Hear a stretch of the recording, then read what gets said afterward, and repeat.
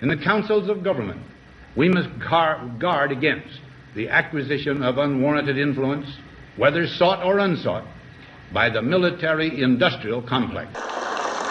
But I do ask every publisher, every editor, and every newsman in the nation to re-examine his own standards and to recognize the nature of our country's peril. In time of war, the government and the press have customarily joined in an effort based largely on self-discipline to prevent unauthorized disclosures to the enemy. In times of clear and present danger, the courts have held that even the privileged rights of the First Amendment must yield to the public's need for national security. Today, no war has been declared, and however fierce the struggle may be, it may never be declared in the traditional fashion. Our way of life is under attack. Those who make themselves our enemy are advancing around the globe. The survival of our friends is in danger, and yet no war has been declared. No borders have been crossed by marching troops. No missiles have been fired. If the press is awaiting a declaration of war before it imposes the self-discipline of combat conditions, then I can only say that no war ever posed a greater threat to our security. If you are awaiting a finding of clear and present danger, then I can only say that the danger has never been more clear, and its presence has never been more imminent. It's time to recognize that we've come to a turning point. We're threatened with an economic calamity of tremendous proportions, and the old business-as-usual treatment can't save us. Together, we must chart a different course. We must increase productivity. That means making it possible for industry to modernize and make use of the technology which we ourselves invented. That means putting Americans back to work, and that means, above all, bringing government spending back within government revenues, which is the only way, together with increased productivity, that we can reduce and, yes, eliminate inflation. The only thing that can stop this corrupt machine is you. The only force strong enough to save our country is us. The only people brave enough to vote out this corrupt establishment is you, the American people. I'm doing this for the people and for the movement, and we will take back this country for you, and we will make America great again. Hello, welcome to Inform America. Today is January 8th, 2020, so happy New Year. Hopefully it's a good New Year. My name's Rich Merritt, and hosting today is Pat Murphy. Our topic of discussion is going to be gun confiscation, but before I get to that, let me mention a couple things. Number one, the Boston Broadside, check them out. I just spoke with the owner, and he agreed to start highlighting cases of injustice in the state of New Hampshire and Massachusetts. The first case that's going to be highlighted is Janet Del Fuoco, which I'm sure a lot of you are aware of, where Facebook and the Attorney General of New Hampshire basically searched her information without a warrant, pried into her personal affairs. It goes a lot deeper than that, but that's going to be highlighted. Secondly, I'd like to ask that check out the nationallibertyalliance.org and join them. They're trying to restore the rule of law in America. It's only going to happen with your help. It won't happen any other way. If the people don't care about the law, their law, then I don't know. I mean, it's your possession. You want to throw it away, throw it away. Thirdly, I'd like to ask that you support my book, Stand Your Ground. But I want to make this clear. If you've got a choice between reading these two books, Stand Your Ground, which is mine and I get a couple bucks off of, or the Constitution of the State of New Hampshire or the United States, read this one. The hell with my book. Read this. This will get you a lot further than this one will. I'd appreciate the support, but I'd rather you read this one. The last thing I want to say, you probably didn't notice I'm wearing a tie. I'm wearing it in support of Comrade Northam down in Virginia. I'm hoping that if he implements gun confiscation in the state of Virginia, that the police arrest him, charge him, try him, and convict him. Not the police convict him, but a jury convict him.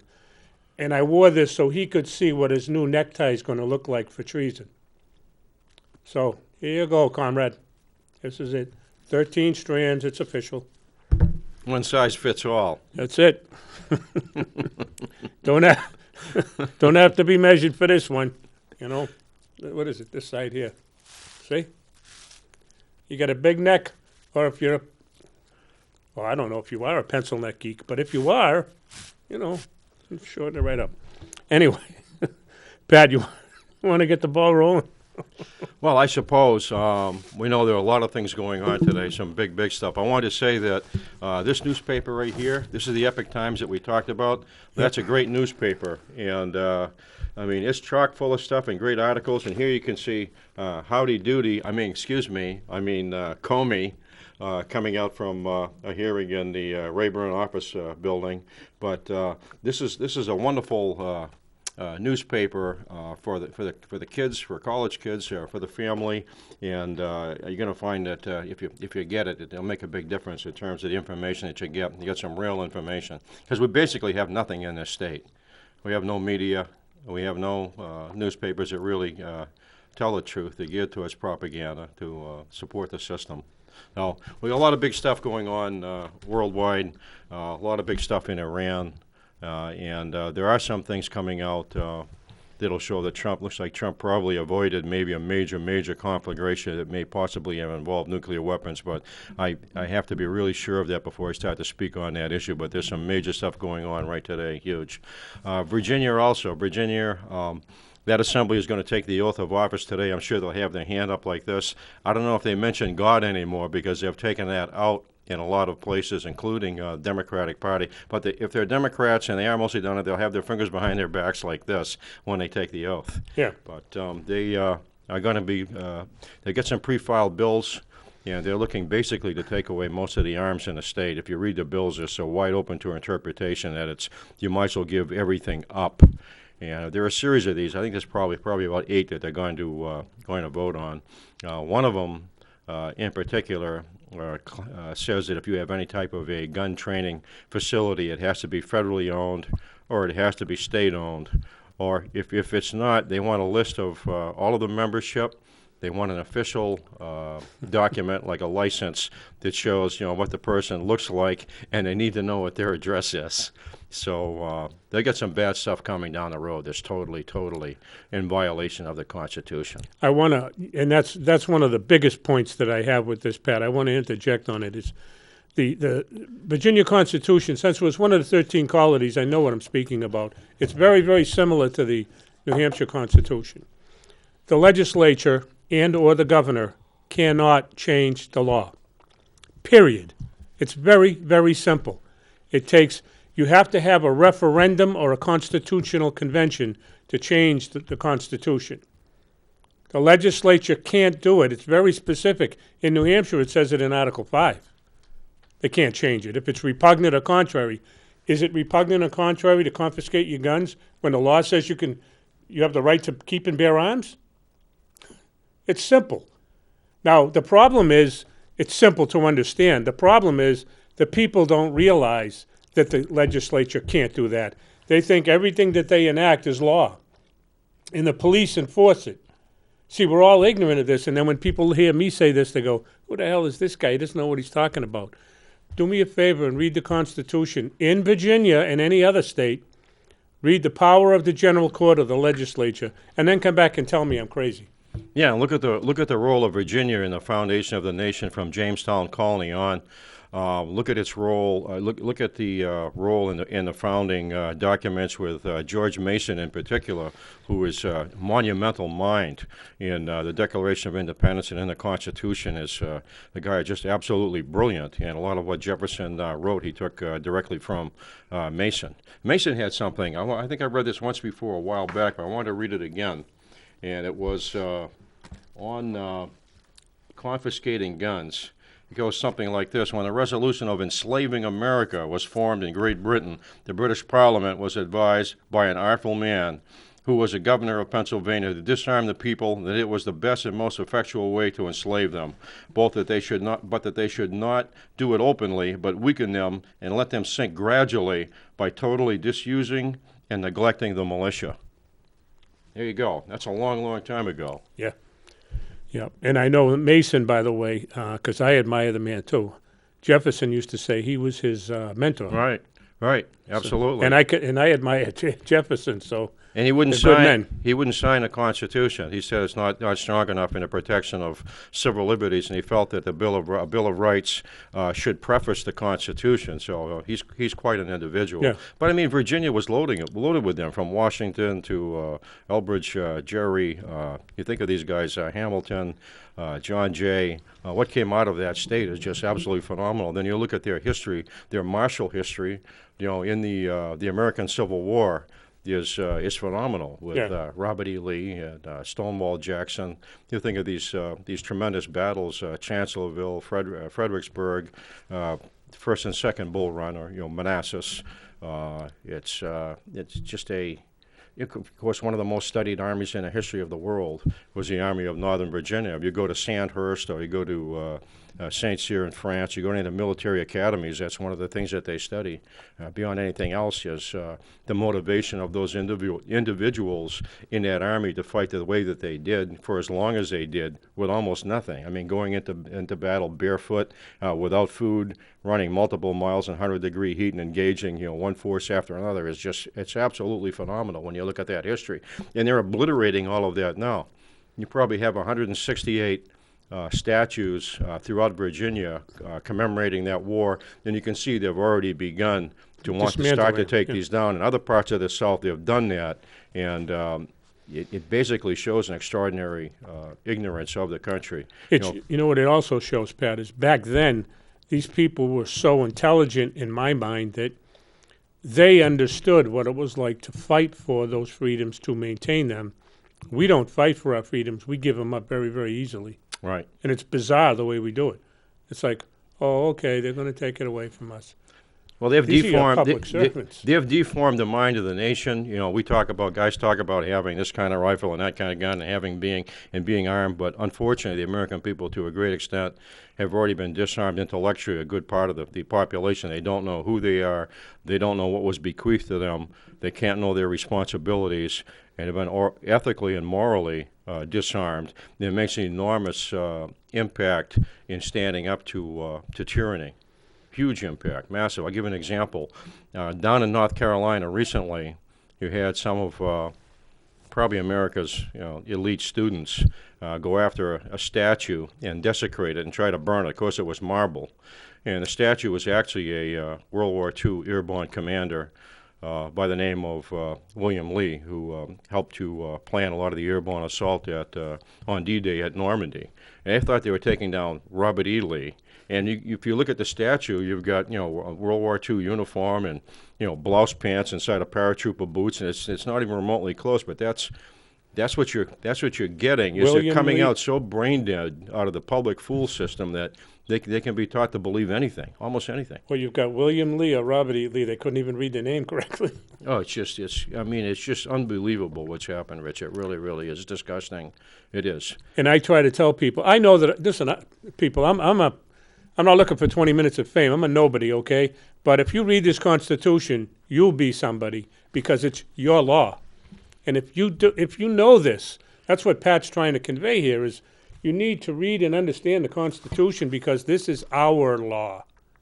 And if you just sit there and say, well, I'm going to let my government, my public servants, hand it back to me and tell me what they want me to do, well, you've got tyranny and you've got treason and you've got everything else, which is what's happening in Virginia. It's about manipulation. They've manipulated the people for so long, and they're very, very sophisticated at it, and it's gone on for most of the 20th century, going back all the way to the early 20s with Edward Bernays in dealing with how you market things to people, and where he actually mentioned that there are powerful forces that manipulate all aspects of life in the country now, and now it's even more sophisticated with electronics and the media and computers and TV that it's a battle now to maintain your freedom. If you don't get a hold of your kids right now and start to educate them yourself, you need to know what sources to go to get objective truth, because there's so much as propaganda. We see these guys rolled out every day.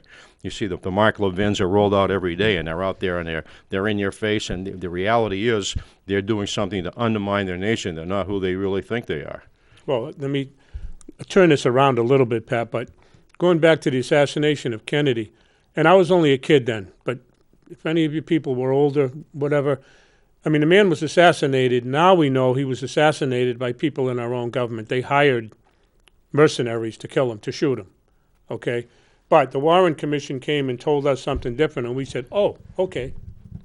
Now, I was just a 12-year-old kid when it happened, so all I know is I don't know about any, shooting a gun and you can get off so many rounds in so many seconds. I didn't understand any of that. I just knew the man was killed. Now you turn around, you got Ruby Ridge, you got a guy sawed off a shotgun. This is how crazy we become. Sawed off a shotgun, but it was too short, according to the ATF, which, by the way, has no authority over guns on us. They say they do. They don't, according to the law. So what do? They shoot his wife and kill her. They shot his son and killed him, shot the family dog. He got shot, and an agent got killed because he sawed off a gun. You tell me, is it worth it? Now you got, and I'm going to finish this in a second, Pat. You got Waco. Oh, they were stockpiling guns. There was 180 people lived at Waco. What is stockpiling guns? 100? 200? Did they kill anybody? No. Did they rob anybody? No. But they were stockpiling guns. Who gives a damn? I don't. Didn't bother me any. Didn't commit a crime. Well, they went in and killed 80 people, and I watched them take out those charred bodies, carrying little kids. Christ, they looked like stuffed animals, only they were black. They were charred. And they were taking them out and standing them one next to one another, and I'm sitting here going, for what? This is our government, and I'm trying to make a point here. Our government is the one who's tyrannical and who's crazy with the guns. We aren't. Yes, there are some crazy people out there. Can you help it? I don't know. You can't legislate the behavior of people. That's why our forefathers didn't write it into this document, because they knew the legislature can't legislate your behavior. Morals can. If you're taught morals and you're educated, then you can sit there and say, geez, I'm not supposed to steal from you. I'm not supposed to kill you. But we're getting dumbed down to the point where we don't have a clue what's going on. The law is the law. It's the letter of the law, the word, not what someone tells you. This. Yep, that's true. You go back to the earliest part of the founding of the country, the Northwest Ordinance, 1784, and you could find even in that document there's a stress on religion, morality, and on knowledge, that you have to have the knowledge. You need an informed electorate. The average person has to understand how things work, and we've lost a lot of that. It's been taken out. But if you study the law, if you look at the law, it's interesting, going back to the turn of the century, about 1897, you look at Oliver Wendell Holmes, who's a Civil War veteran. You see this guy with this big white handlebar mustache and a big shock of white hair, out of Boston, and a bright guy, but he gave lectures at I think Boston University on pathways of the law. And when you look at that, you're almost shocked, because he'll say that you have to understand there's no place for morality in the law. So you look at that and say, where's this guy coming from? But a lot of those elites, that's the problem we have now.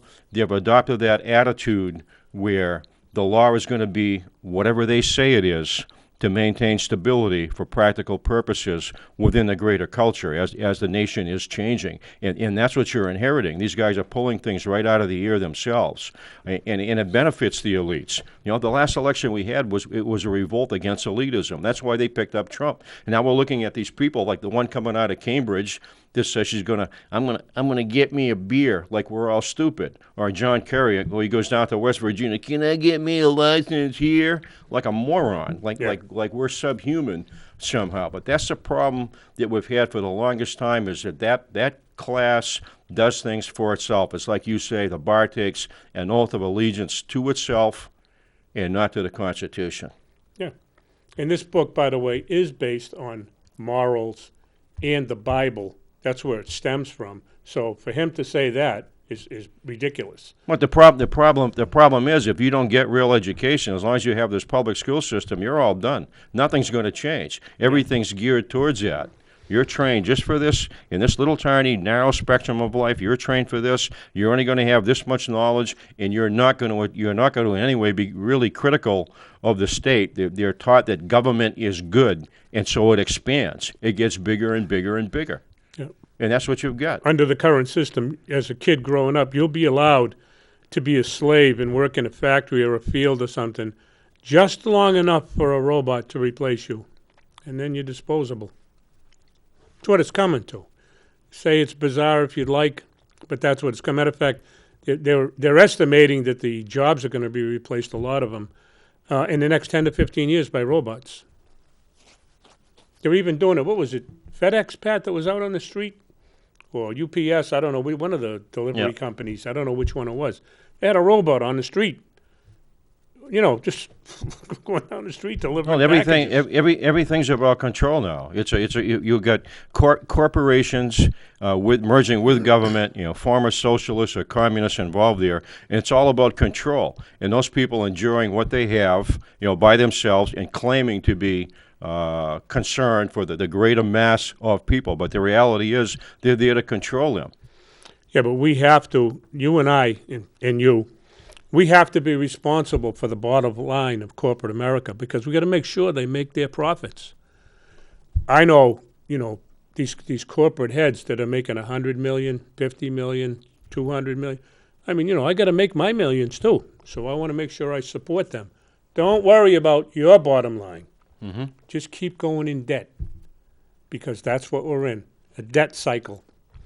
The fiat currency we use is, and I don't want to get into that because we're going down the wrong road.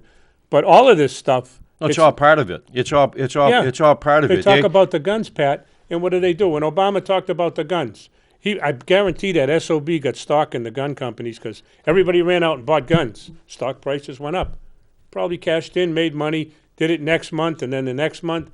It made millions of dollars off of this. That's what they do. They play us.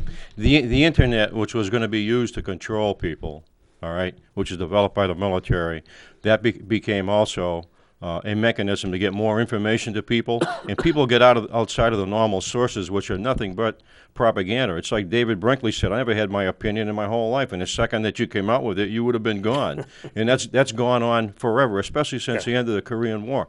So now all of a sudden you have a problem. You've got a lot more people that understand what's going on, and now if you look at everything being exposed lately, particularly the stuff out of the Ukraine, it's like all roads lead. It's the massive amount of corruption. We've always had corruption in the history of the country, going all the way back to stuff in the American Revolution, even before that, okay? But something on this level that's international in scope and involves hundreds of billions or trillions of dollars. It involves everything from drug trafficking to weapons trafficking to child trafficking, to murder for hire. It's amazing what's coming out, and it is really a frightening thing. So you've got a population now that is heavily armed, and you've got those probably people that have had control looking at this as a real problem. Well, you've got the largest organized crime ring on planet Earth wanting us to give up our guns. Right. Why? After Waco and Ruby Ridge and the Kennedy assassination, and it goes on and on and on. I just mentioned a few. They simply want to take our guns so that we're not, we can't put up any resistance when they go to either kill us, starve us to death. And I won't get into that. That's a topic for another day. But that's happening too. Well, look at the candidate. Look at the candidates that you get. Look at some of the people we have in the Congress. Look at this guy in Virginia, Northam. When you Comrade Northam. Comrade Northam. Yeah. When somebody has a baby in your family, your wife has one or your daughter has one, and you're able to pick that baby up for the first time, you're very nervous, and you try to protect that child. And they say, you cradle the head and protect the neck, and the baby is, they smell nice, and they're a little bit soft, and you're worried about, tripping. You look down, you make sure there's nothing that we can possibly, that impulse is part of the natural law. That's something that's embedded in you, is that you protect that life. Absolutely. You take a human being like him that's talking about killing kids at the moment of birth, and some of the hideous procedures that are involved, and then killing them even after they're born. You think about that, how far these people have departed from any sense of moral good at all. There's absolutely evil act. And why would somebody like that come out and show that he believes in something like that, and then come right out and say, by the way, we're going to confiscate your arms, unless they're looking to start something as a model of a gun confiscation in Virginia. Well, this isn't a battle. They're goading people. Yeah, they don't want to save lives. Huh. They want to take your guns, period. And then they can control the number of people they kill. Now, I'm not saying that they're going to come up to you with a gun barrel and kill you, but there's a lot of different ways of killing you. They're going to put you into a system where you're a plastic card, okay? And you have X amount of credits or whatever, because the currency sucks. They're going to have the currency reset someday soon, I don't know when. All they got to do is take you out of the system, and you go to buy a loaf of bread with your little card, and it's like, what do you mean of course I exist. Here's my card. Sorry, can't help you. You can't buy a loaf of bread because they want you out of the system. So where do these guys come from? Where do we get them from? I always wonder about somebody's origins, how they're trained, Yeah. Last week I was driving down the road, and I looked up and I saw a white sign. It had a guy's head on it. It was drawn in red, and it had like circular glasses, and here was swept up, and it had like a little Van Dyke. And I said, well, I'll be. There it is. I didn't know that Glenn Beck was a love child of Colonel Sanders. I said, there's one. And probably a week after that, I noticed that I watched a film that was on Norway, and they had young kids, real young, at a park. And when we were kids in the 50s, you had metal slides that you went up, and they had a chute that went down in sides about 4 inches like that. And your mother said, "Don't go down head first because you'll cut your forehead." Yeah. Well, they had one in Sweden, and because they're so advanced, because they're socialists like Comrade Northam, this one was shaped like a huge male organ. It had a bulb on the end with a urethra, a hole, and it had a couple of big sacs, like you know what I'm talking about. Yeah. And the woman was down there waiting for Ole to come down, gavoot, gavoort, gavoot, and boom, kid comes flying out of the thing, right? So I'm saying, this is where this guy came from. I looked at him and I said, that's Ralph. That's Ralph Northam. Ship him to Virginia. He's got a job to do down there. Socialize, communize the state. Well, that's a joke. I got to say this to people out there, because I've had a lot of people say this to me. I don't talk politics. I don't want nothing to do with politics. Well, for those of you who don't want anything to do with politics, I got news for you. You're paying for it through your taxes. It's about time you took an interest, and I'll tell you, Pat turned me on to this guy, Tom D'Ambra. What's going on YouTube? Check him out. I think he's great. But he has a saying. His saying is, it's your government. Take responsibility for it. And he's 100% right. Don't sit there and turn your back on, geez, I don't want nothing to do with politics. Hey, it's your responsibility. It's your government. This is your law. What are you going to do? Sit around and wait for someone to save you? It's like a little girl? It's like Leon Trotsky used to say, you might not like war, but war likes you. You might think you're going to be isolated. You're not going to be. That's an all-encompassing system that's going to go after everybody. Okay, I guess we're all done, but I want to say something real quick. Comrade Northam, your new necktie, I hope. And others, too, if you're going to keep it up. You're going to take America down, you're going to get a fight. I'm not talking about fight any way you want it. Let it go with that.